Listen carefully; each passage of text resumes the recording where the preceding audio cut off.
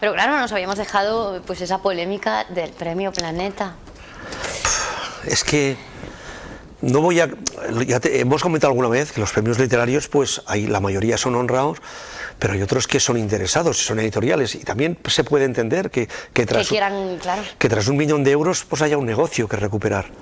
Pero claro, cuando es tan flagrante y cuando el rey realmente va desnudo y todo el planeta comunicativo le dice qué bien viste, mi majestad, entonces no. Subieron la dotación una semana antes, que lo anunció Planeta, porque realmente luego se descubrió que eran 3, quizá para que tocasen a más. El Planeta se encarga, te lo dije un día que el Planeta se encarga.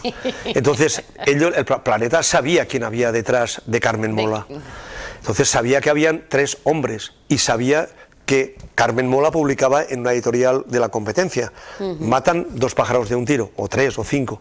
Entonces lo que hacen es quitarle un rival a la competencia, se aseguran de que ese seudónimo se descubra y que la gente siga teniendo morbo, porque son 3 hombres, a ver cómo escriben los 3 hombres, a ver si siguen escribiendo juntos o por separado, y se aseguran ese componente añadido marketingiano de lo que da eso. Porque yo te